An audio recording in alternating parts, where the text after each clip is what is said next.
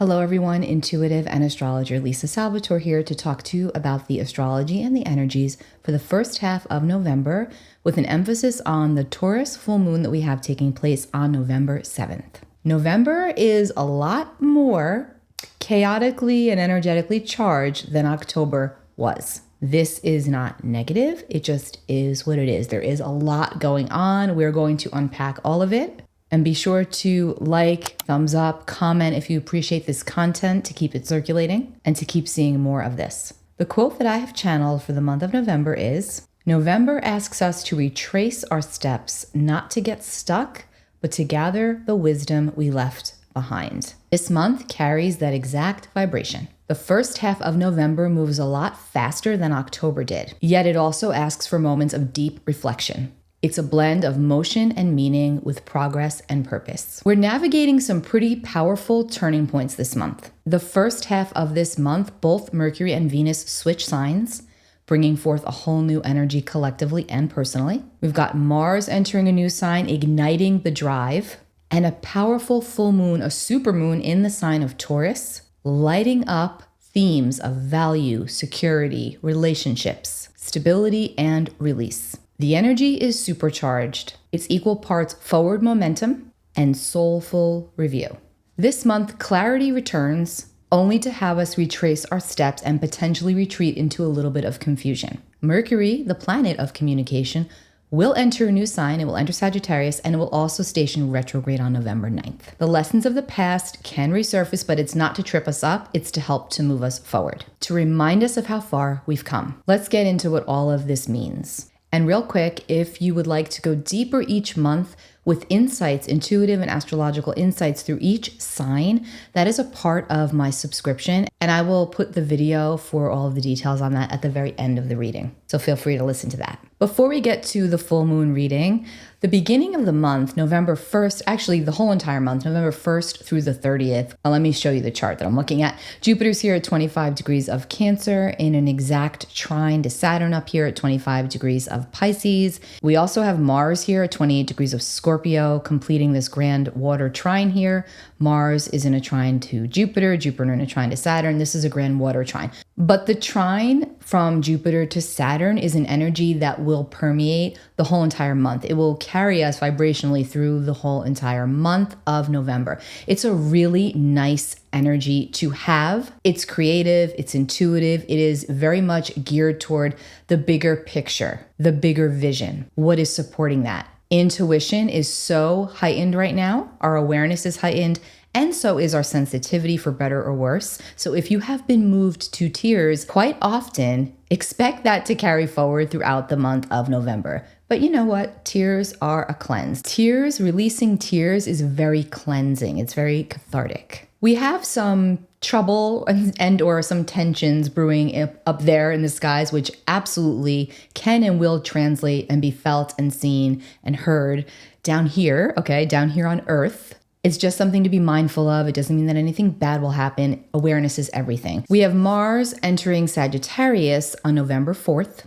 Mars likes it here in Sagittarius. He's fiery, he's fast, he's expansive, he's very energetic. It's all about taking chances. It's about new hobbies, new ideas, bigger picture, new relationships, putting ourselves out there. It can just feel like a more highly energetic time overall. But pay very close attention to what is going on as Mars enters Sagittarius in the first few days after, because Mars is going to then come up against Uranus by opposition. And this energy will be felt the strongest November 3rd through the 6th, and then it will peak and be heightened around that full moon. I just want you to be very mindful, very aware this first half of November, specifically the first 8 days, of your own energy, of your own actions, of the way you are moving and operating out there every day in the world, in your life. When we come into an aspect of Mars and Uranus, and it's not a supportive aspect, and the opposition is not necessarily supportive. I mean, it can be great for busting us out of a rut. It can be great for freedom. It can be great for doing the unconventional. So it does have its positive side. But Mars opposite Uranus can also be extremely abrasive. And this is an activation that we can see involved in potential accidents and mishaps and acting hastily, disruptions. So just move more cautiously and more carefully, knowing that your awareness is half of it. Be very careful out on the road. Sagittarius is the sign of travel, long distance travel. Uranus at 0 degrees of Gemini, opposite Mars at 0 degrees of Sagittarius. You can see it right here in this chart. We've got Uranus over here at 0 degrees of Gemini in an exact opposition to Mars here at 0 degrees of Sagittarius. Both Sagittarius and Gemini speak to travel, okay? Gemini is short distance travel, especially by car. Sagittarius is long distance travel, specifically, more than likely, by plane, okay? Or train or bus. It's longer distance travel. Bottom line is both of these signs have to do with travel. They have to do with movement. And Sagittarius and Gemini are mutable energies, and they can move quite quickly, sometimes hastily. This is not the time to really embody that energy. It's important to stop, take a listen, take a beat, tap in, tune in. If something doesn't feel right, go with your intuition. Intuition is very heightened this month, especially this first half of November, especially the first 7 to 10 days. Mercury is also getting ready to station retrograde not too long after entering Sagittarius. Mercury gets to 6 degrees of Sagittarius and then stations retrograde. We already know that Mercury retrograde messes up travel, messes up communication, usually brings forth delays and frustrations. So let's recognize that travel disruptions are quite likely the first half of November, especially the first few weeks. So just, being aware, being on top of things, being on top of itineraries, on top of documents will only serve to help you. It never hurts to be prepared. So yes, that Mars-Uranus opposition is very active the 3rd through the 6th, and I'm going to actually even stretch that out until the 8th because we do have that full moon coming in, and it's coming in hot, illuminating everything. Speaking of travel, specifically long-distance travel and aviation, let us not forget that there is a serious crisis going on with the FAA walking off the jobs, not showing up to work because they are not getting paid. At least they're not getting paid what they feel that they are worth, what they are worth. There's cuts going on left and right. They have a pretty serious job. I mean, yes, their life is not in danger, but thousands and thousands of others are in danger. Their lives are in danger, and they're responsible for that. I mention this because this is a Taurus full moon, and Taurus is focused on many things, but finance, stability, value. What is my value? What is our value? What is the currency? What is the current value? This is twofold for the FAA, for those that work for the Federal Aviation Administration. Traffic control. The traffic controllers, they know their worth, and they do not feel that they are being compensated appropriately. These are all Taurus themes. And then Uranus is going to retreat back into Taurus. So this is only going to continue further. They're going to have to come to some sort of a resolution, but it's going to be messy in the meanwhile. And I do feel that this middle point of November, specifically around the full moon, and soon thereafter, as Mercury will station retrograde, I do feel that this is going to absolutely show up and mess up travel. I mean, how could it not? But the bigger theme here that I'm pulling focus onto is the Taurus factors of this whole entire situation with air traffic control. And my apologies, I keep saying that the full moon is on November 7th. It's not. It's actually on November 5th. But we're talking about Uranus, and Uranus moves back into Taurus on the 7th, which is why I keep saying that the full moon's on the 7th. But it's not. The full moon's on the 5th. So that Mars-Uranus opposition is extremely potent and powerful, especially heightened around that full moon. The full moon that we have taking place on November 5th falls at 13 degrees and 22 minutes of Taurus. It's a supermoon, so this is the second of 3. So the final 3 supermoons, the final 3 full moons of 2025 are all supermoons. So this is the second of 3 supermoons. The first supermoon that we had was the Aries full moon that we had last month in October. Now we've got the Taurus full moon supermoon. Supermoon is just a fancy way of saying that the full moon is a lot closer to us here on the Earth. It appears much larger. The energies feel larger. The moon is what we call at perigee when we have a supermoon. It's at its closest point to the Earth. It has a much stronger gravitational hold and pull on the energies, on our soul, on our psyches, on our emotions. Everything's amplified. And I'm going to go ahead and pull up the chart here in a moment for this full moon, this Taurus full moon supermoon that takes place on November 5th, 8:19 a.m. Eastern Time. This full moon is going to pull a lot of focus and energy onto the Taurus themes of life, the Taurus Scorpio themes of life, as when we have a full moon. It's when the sun and the moon are in exact opposition, 180 degrees away from each other. The moon is in Taurus, the sun is in Scorpio. This is how we have our full moon. So the energies are amplified involving the axis of Taurus and Scorpio. The Taurus and Scorpio axis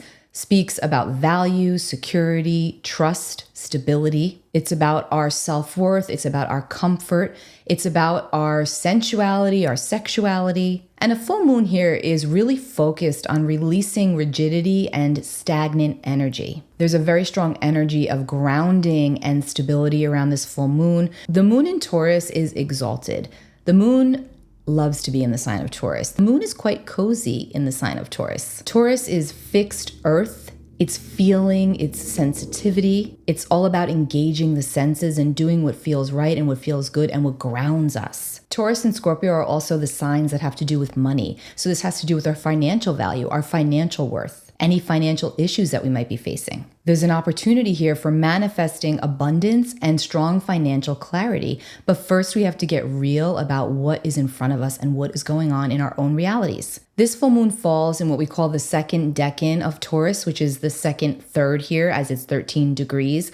And this decan of Taurus is actually ruled by Mercury. There's a very strong theme here of communication that can lead to comfort and stability, but we have to be willing and ready to trust and to release what's no longer serving to get to that level of comfort that we crave. And there also has to be a recognition of what we must disconnect from that is not contributing positively to our own self-worth. We can be very much in our feels around this full moon and also feeling deeply analytical and clear, even with moments of confusion. This is a perfect energy to get outside, get into nature, walk barefoot in the grass, take an Epsom salt bath, really reconnect with your body, reconnect with your senses, reconnect with how everything feels emotionally, physically, and spiritually. Where are you holding on to tightly? Where might you need to let go of some control? Where are you not allowing timing, divine timing, to be present in your life? We open up the road to abundance when we release our grip on trying to have control all the time.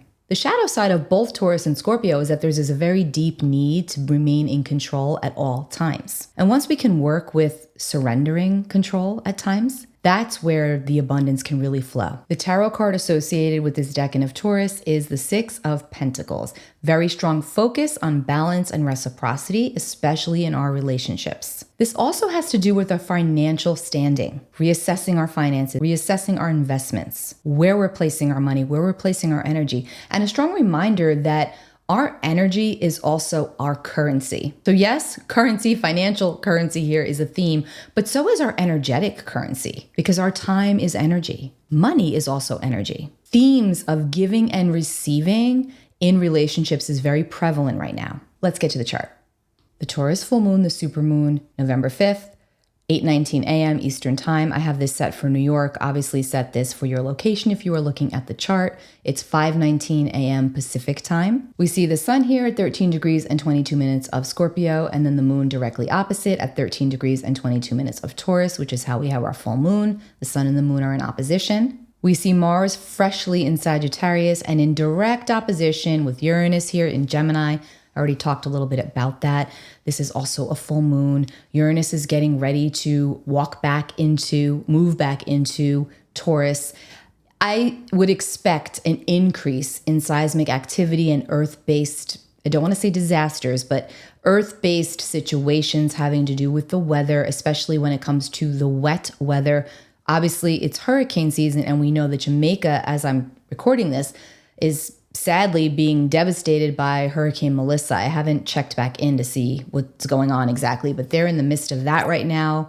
There have been a lot of other situations going on worldwide, having to do with water, having to do with wind and rain, flooding. Alaska has seen some pretty unconventional flooding. We just have to remember to say prayers every single day for our world, for everyone. There's power in prayer. And you don't have to be of any religion to pray or to have faith. You just have to put that good energy out there in whatever capacity works for you. Pluto in Aquarius right now, the power of the people. But around this full moon, we can definitely see an increase in earthquakes, many issues involving travel around this time, delays, outright cancellations. Be sure to take care of any mechanical issues that could crop up, especially if this has to do with your vehicle. Don't put that off. And if you've been putting it off, this is your sign to get it corrected, because this full moon is going to exacerbate existing conditions that could lead to disruptions and or even accidents. Not fear-mongering, just giving the messages.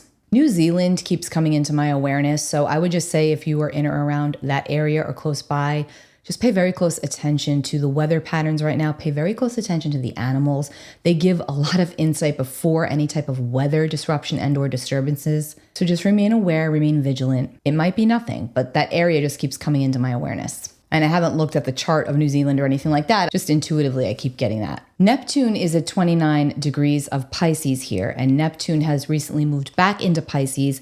And at that anaretic degree, that final degree, a lot of situations involving water are going to be very pronounced. And as Uranus is getting ready to move back to 29 degrees of Taurus just a couple of days after this full moon, Uranus is in pretty much an exact sextile to Neptune, which is fabulous for intuition.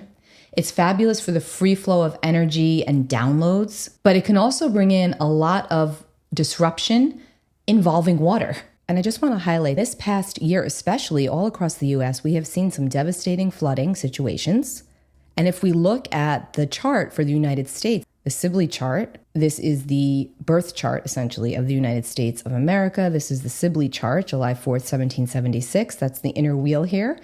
And we can see by transit, the Taurus full moon, which is here on the outside, we can see that Neptune is right here at 29 degrees of Pisces. So Neptune has just retreated back into Pisces. Again, water, exacerbation of water and structural issues as it's here with Saturn, water and structure, boundaries of all kinds. This also has to do with medical. But really, I'm talking about water right now. Neptune's here at 29 degrees. And here at the base of the chart of the United States, we've got Aries at 1 degree. 1 degree of Aries, which is the angle of the fourth house, the base of this chart, the IC, the Imam Coli. A very personal angle here for the birth chart of the United States of America. Neptune, water, is now, yes, retrograde, so crossing back into the third. But here, Neptune's going to move back into Aries, let's not forget, early next year and align with Saturn. Specifically, February of 2026 should be quite significant. And I would imagine that we're going to be seeing and hearing about more of these flooding situations, structural situations, etc., especially in the US. I bring up the US, and the only reason I even pulled up this chart is because I just know off the top of my head that the IC for the US chart is Aries, 1 degree. So Neptune's closing in on that. And we've spoken about this before because we've been under this energy for quite a while now. But now with Neptune back at this anaretic degree, it will likely ramp up, especially as it moves closer back into Aries again. And if you want to know more about these transits, you can always go back to my 2025 forecast. It's right here on the channel. We've got this really nice trine between Jupiter and Saturn, and we can pull Neptune into that as well. This is fabulous for intuitive hits and downloads, for thinking bigger, expansion. We take the expansive nature of Jupiter and we put it in a very supportive aspect to Saturn, who can concretize the vision and the picture and the dreams. And this is just a really lovely energy. We have an aspect here. It's a lesser aspect. It's a smaller, minor aspect, I guess you could say, that you might not hear a lot about very often, but we have Jupiter at 25 degrees of Cancer in a septile to the south node at 16 degrees of Virgo. A septile is a 51.5 aspect between two energies. A septile is a very minor aspect, and I normally wouldn't even pull it into mundane astrology, but in this case, I'm going to because it's a mystical aspect. It's a very mystical aspect, and it's Jupiter, the expansive one, the cosmic magnifying glass. He zooms in on everything, and he's making this aspect to the south node, which is talking about the past patterns, and this is about what we're seeking to let go of, or what we're seeking, or what needs to be released. And this is a full moon, very much focused on release. The septile is going to always pull forth this energy of something quite spiritual, a hidden flow of spiritual energy, karmic energy. And this can be very profound and come through as very strong inner wisdom that helps to move us forward. It can even pertain to life-altering choices. We're talking about the nodes of destiny here. There's strong esoteric understanding when it comes to the septile aspect. Anyway, Jupiter is the great guru, the great teacher, the great mentor. And the south node's about the past and the patterns that we hold, that we carry. A lot of the times they're tucked away in the unconscious. So this is quite dynamic, but it can also be felt as quite challenging as we try to integrate and we try to balance the old with the new. And I don't think that anybody would really argue with that energy of releasing what we were, like moving away from what we once were and moving more into who we truly are or who we are becoming, if that makes sense. There should be very strong opportunities for growth around this time. But it will require to let go of some past comforts or beliefs. Remember, this is a Taurus full moon. So this is always going to be about what feels good, what feels cozy, and what feels comfortable. Taurus is not a sign that likes to really let go, but this full moon is really pushing us to let go. This Jupiter South Node aspect is very much focused on release and growth and healing. Many can find themselves at what we could only describe as like a karmic crossroads. You can be presented with choices right now that can pull you back into the past or help to catapult you into the present. And you have to make the choice consciously of what you're ready to move into and or move away from. That's not easy. Moving forward requires change and moving into new territory. That's not really the comfortable domain for Taurus energy. But also, Taurus is a sign of stability and longevity. Taurus energy wants things to last. So there's also this strong energy of that all choices being made right now will have long-lasting consequences, for better or worse. Think of it this way. Nothing is random.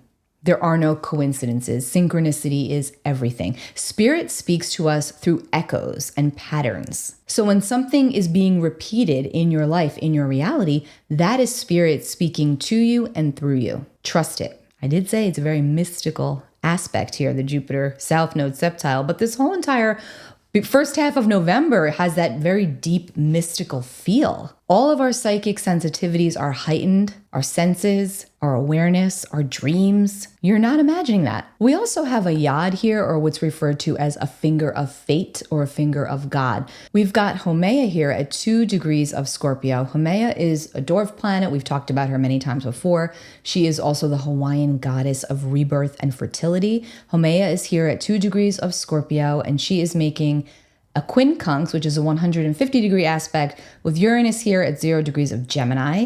And then Haumea is also making that in conjunct to Neptune here at 29 degrees of Pisces.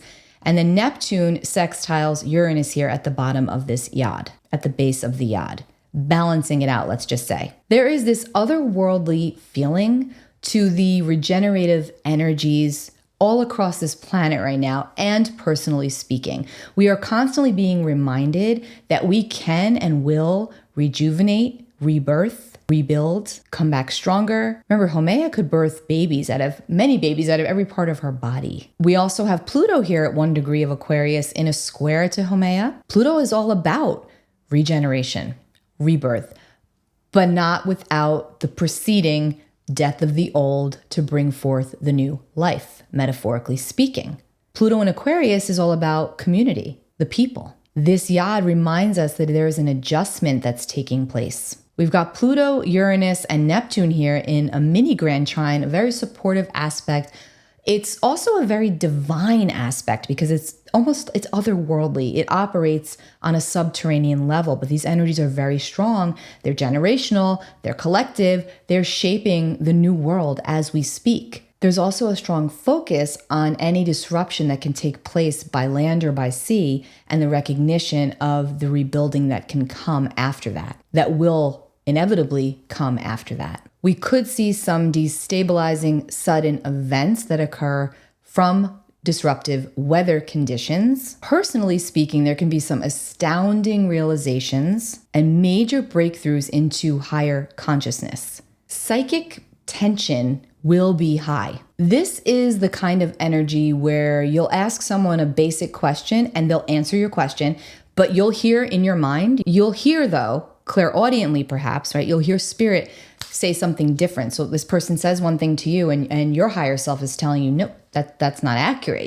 This is that kind of energy. So you have to use it wisely. You may find some of your own psychic abilities developing, shifting. You may be very surprised by some of that. You might not believe in it, but I'm telling you, this is the energy that we are under. We are all sentient beings. And this full moon will illuminate that in one or more ways for you. Let's quickly go over where this full moon will fall for you by your rising sign. Be sure to set some intentions for reflection and release. by the area in which 13 degrees of Taurus falls for you. If you don't understand that or know what that means, please be sure to pull up your birth chart. I've got everything linked in the description box below. I also have a tutorial that can show you how to track and recognize these energies. I have one that is free and then I have another one that is paid. I will link them both below. This will show you how to locate and how to interpret the way that these energies can land in your life. And then I also have a free downloadable guide through all 12 houses of the birth chart. Again, that will be linked in the description box below. Aries rising, this full moon will fall in your second house.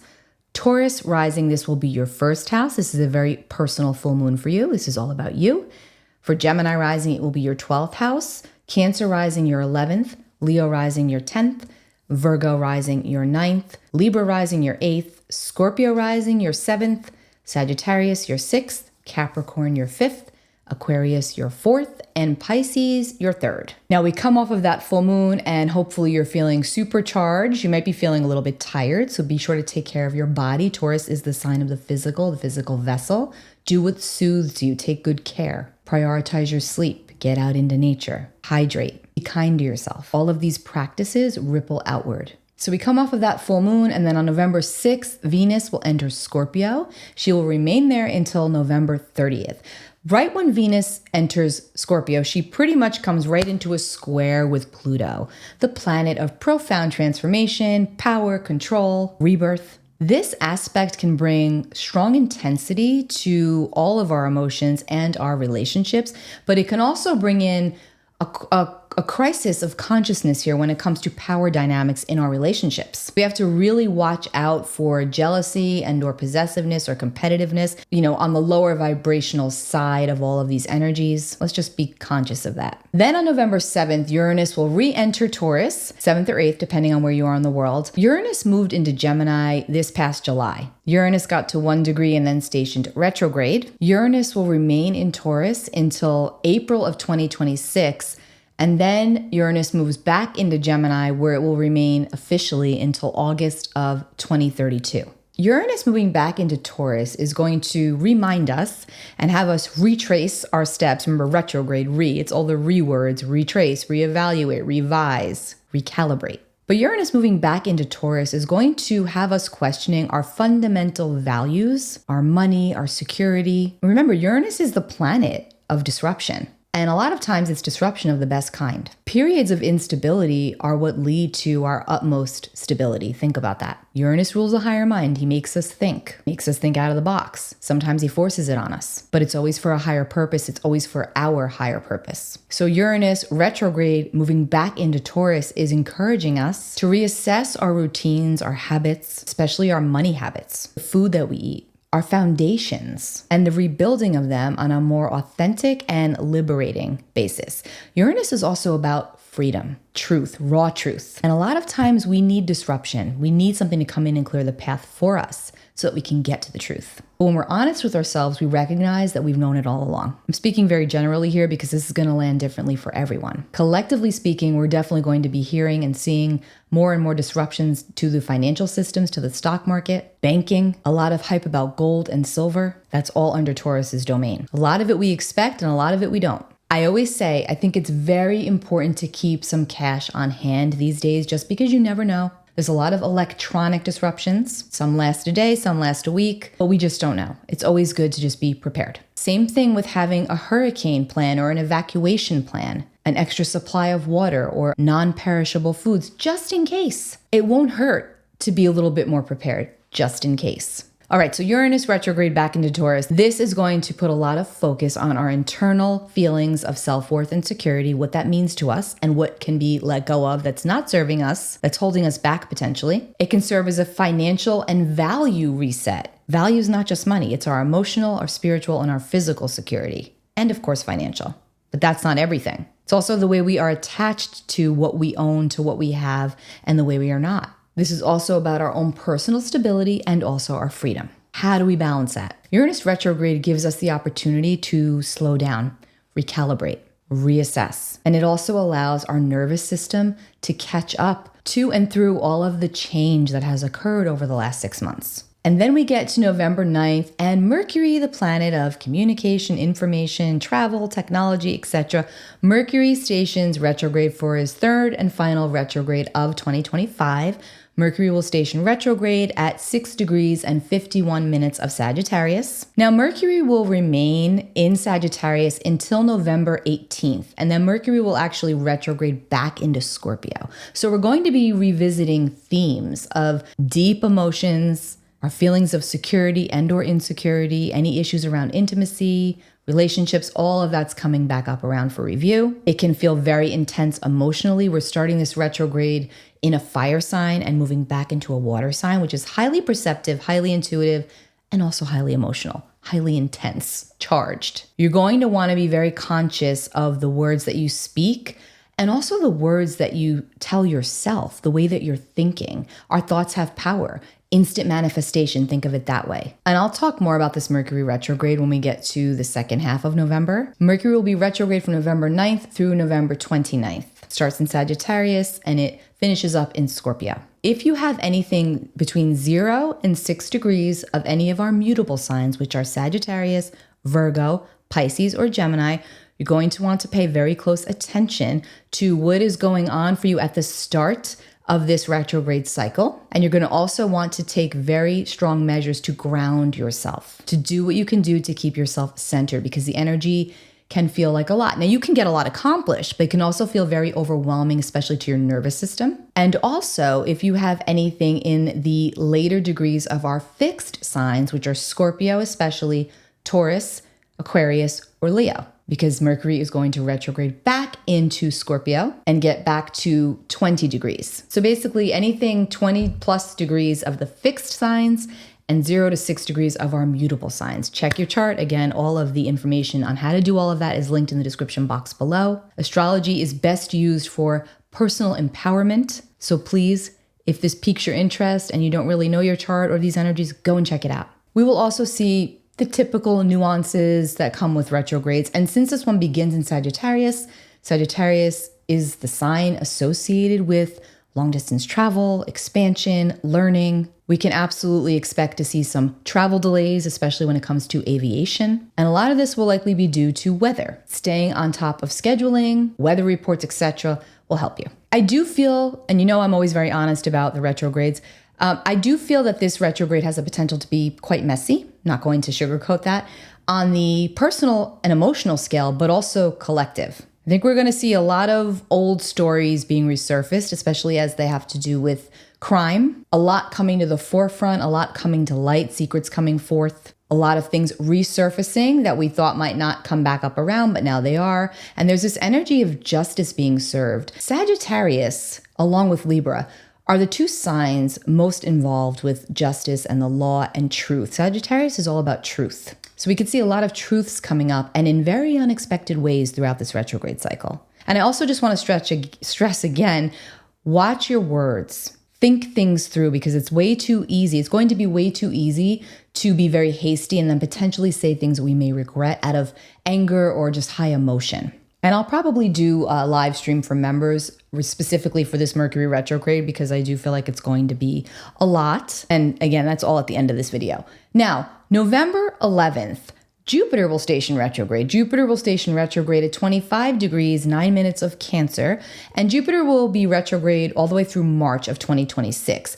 Jupiter will moonwalk or move back to 15 degrees of Cancer. So the hot spot for this particular retrograde is going to be if you have anything from 15 to 25 degrees of any of our cardinal signs, Cancer, Capricorn, Libra, Aries, also Pisces or Scorpio. You will want to note these energies in your birth chart. Jupiter is about opportunity and about expansion. And while Jupiter's retrograde, we get the opportunity to review past opportunities. We may even find that opportunities come back around. So it might not be new opportunities, but it could be existing opportunities that we didn't think were going to pan out. We also have Mercury retrograde at the same time. And Mercury retrograde tends to be a time where things do come back around, especially when we are in the energy of surrender and flow. When we're living within the divine timeline, our divine timeline, meaning we're not forcing, we're flowing. That's where everything can come full circle for us. Sometimes it's what we want and sometimes it isn't. But all of the reroutes have a purpose as well. And we can see a lot of that coming forward during Jupiter retrograde. I will say, don't cry over spilled milk, especially if you've got strong Cancer, Capricorn, Libra, or Aries. Don't cry over spilled milk. There's a very strong energy of karma, karmic reckoning at work here. So just check in with self. Be brutally honest with yourself, and you will find the answers. You will have the answers, for better or worse. So the hotspots for the retrograde for Jupiter are going to be anything between 15 and 25 degrees, specifically of the cardinal signs, Cancer, Capricorn, Libra, Aries. Pisces and Scorpio is like a smoother kind of an energy there, but still, I would, if you've got anything at those degree points, you're going to be receiving that Jupiter trine, which can slow down the opportunities, but also give you the intuitive awareness to integrate and make the connections between what has come and what has gone. Now, how to best work with the energies of November and how to navigate and ride the cosmic waves, especially around the Taurus full moon. Check in with your body. How do you feel? What does comfort mean to you right now? Review your values, review what's important. What genuinely matters? Is your current life, your current reality reflecting that?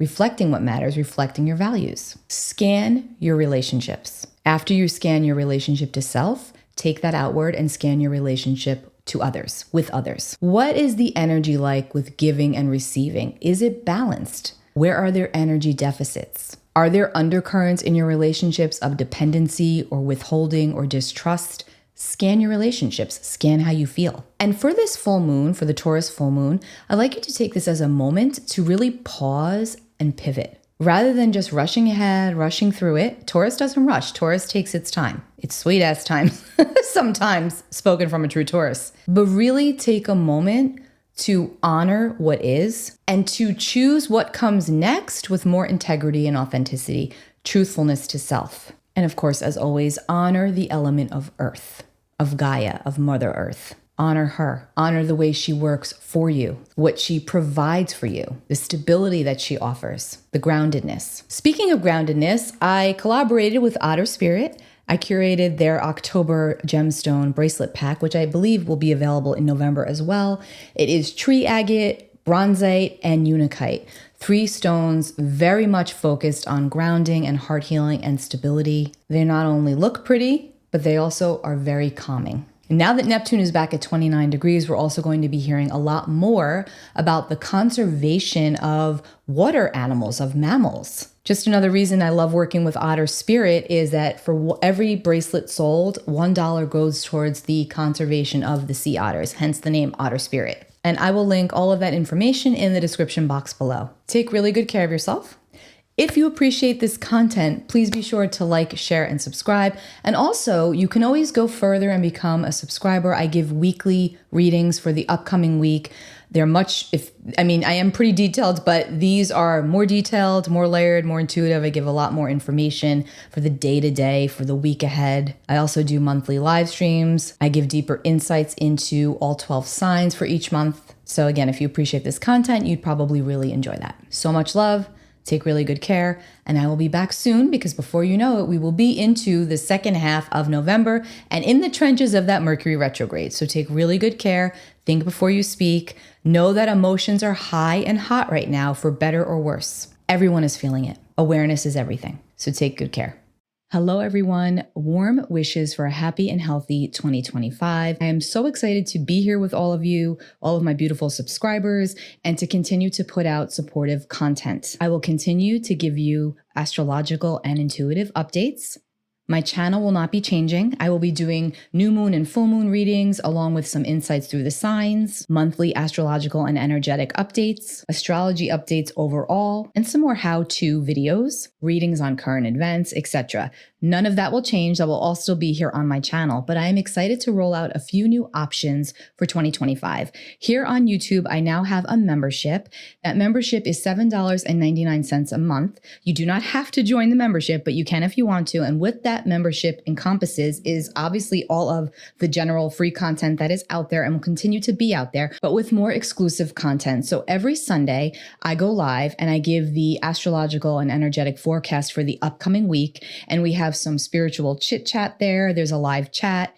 Now that is going to be sent to you with the YouTube membership by recording. If you wanted to be a part of the live stream, I have another subscription, which is based on Substack, which is where I have my newsletter and where I am the most interactive. And that will also be linked in the description box below if you're interested in that. But the Substack membership is $10 a month, okay, to be transparent, or $100 per year. And every Sunday, I do go live and I give the astrological and energetic update and forecast. And it's, like I said, it's interactive and I answer questions. And then monthly, I do a live Zoom where I go into more details for each month, readings through the signs. And in those monthly lives, there's also the opportunity to be read, both astrologically and psychically, combination of the two. That is with my Substack subscription. That is with my newsletter subscription, to be clear. The YouTube subscription, the one that is $7.99 a month, you will get the recordings of everything that I do on my Substack newsletter. To join the YouTube subscription, all you have to do is go right to my homepage and just click join. And once again, thank you to all of my amazing subscribers. I'm so thankful and grateful to each and every one of you. I'm also grateful that I get to provide this content, and I really hope that it supports you on your spiritual journey.